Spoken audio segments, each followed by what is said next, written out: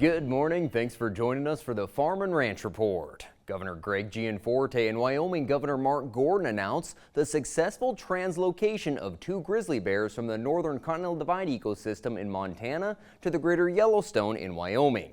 On the Voices of Montana talk show, Governor Gianforte explained that the move was part of a tri-state agreement with Wyoming and Idaho to meet previous court rulings and Fish and Wildlife Service requirements to hopefully remove the bear from the endangered species list.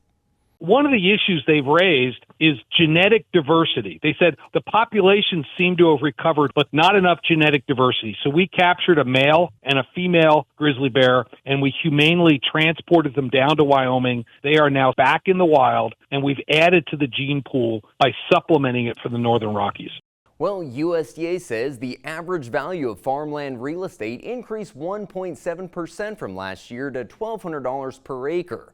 In 5 years, though, the average value has increased 31%. The average value of dryland crop ground was $1,030 an acre, up 2%. Irrigated ground up 5.4% at $4,120 per acre. Pasture values up about 1% at $890 an acre. And a major announcement from the National FFA organization as it reached a record-breaking milestone of more than 1 million members. Montana is also at a record level of chapters and members as more young people are taking advantage of the leadership and ag education opportunities offered through FFA. Well, thanks for joining us. Stick around and we'll be back with the markets. I wanted to put up a fence to protect my tomato plants. So I grabbed this, and then I did this. But instead of yielding a big crop, I hit a utility line and had to pay $1,200 in repairs.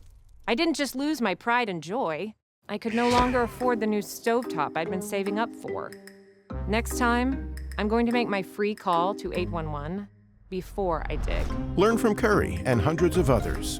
Call 811 before you dig. Hey everyone, welcome back to the Ag News. If you're here for the livestock market report, odds are you're asking one question. What the heck is going on with these cattle futures? It's been brutal for the last week with September feeders down $16, October live cattle down $7. Unfortunately, the market has been banged up by outside pressure with the stock market plummeting, increasing unemployment, and long positions being pulled to cover losses elsewhere, which in turn triggers a reaction from the greater market. Now, market fundamentals haven't changed. We're still looking at historically low cattle inventories, but I wouldn't expect a quick market rebound, especially with another round of triple-digit losses occurring Monday. Now, the cash market didn't crumble like the futures. Fed cattle down just $1 to $2 last week. Live sales averaging $194.5, dressed at $309.5.